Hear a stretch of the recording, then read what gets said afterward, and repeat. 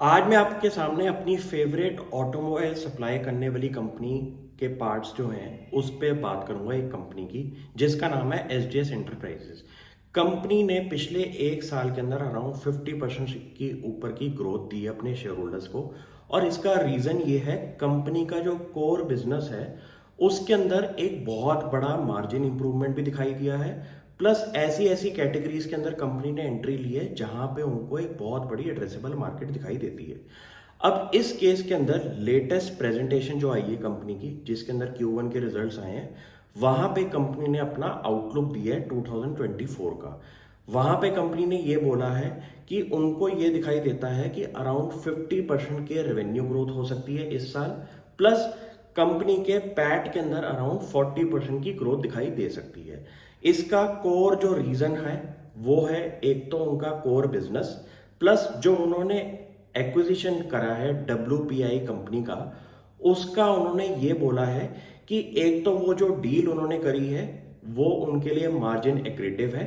Plus company का जो acquisition वाली कंपनी है WPI, उसका जो एबिटा बनेगा वो कंपनी का कंसोलिडेटेड बिजनेस के अंदर 1/3 अपना कंट्रीब्यूशन हो सकता है।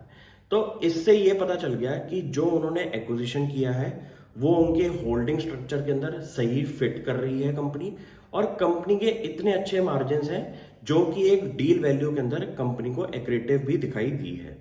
ये अच्छी कैटेगराइजेशन की वजह से मुझे इस कंपनी में काफ़ी ज़्यादा इंटरेस्ट बना। और इसी रीज़न से मैंने इस कंपनी में अराउंड 2 से 3 वीडियोस भी बनाई थी लास्ट एक साल के अंदर। क्योंकि मुझे लगता है कि ऐसी कंपनी आपको आइडेंटिफाई करना ज़रूरी है जो कि आपके इंडस्ट्री ग्रोथ से ज़्यादा पे ग्रो हो रही हो।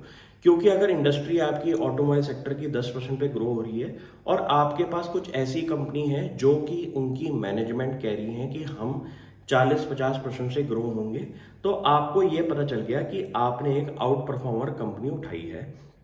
और यही रीजन है कि कंपनी के शेयर प्राइस के अंदर भी एक बहुत बड़ा इंप्रूवमेंट दिखाई दिया है। अब यहां बात करते हैं कि आउटलुक होता क्या है। हर प्रेजेंटेशन के अंदर अगर कोई अच्छी कंपनी आपने उठाई है तो उसकी मैनेजमेंट अपने फ्यूचर के बारे में भी बात करती है।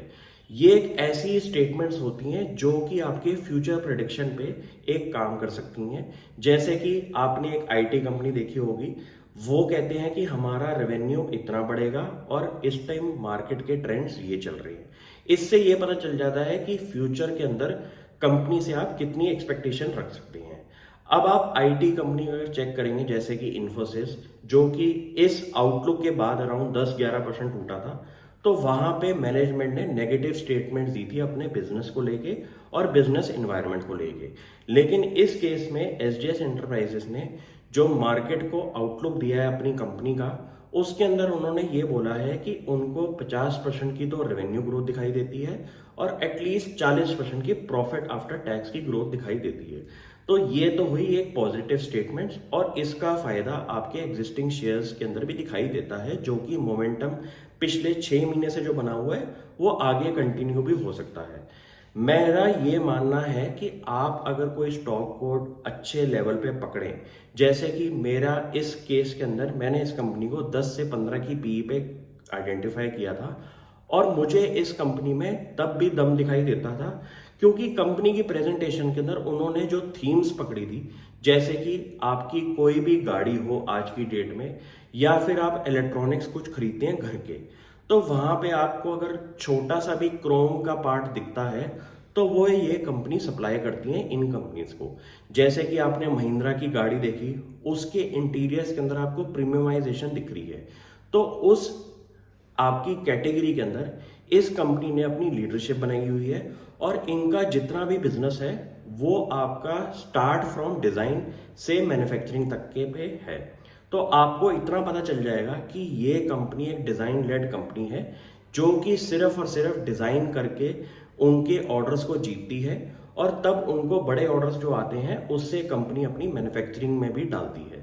तो ये एक आपका पूरा एंड टू एंड सप्लायर वाली कंपनी है जिसमें मुझे काफी ज्यादा पॉजिटिव आउटलुक दिखाई देता है। आप भी ऐसी कंपनीज आइडेंटिफाई करें और मुझे बताएं। Thank you.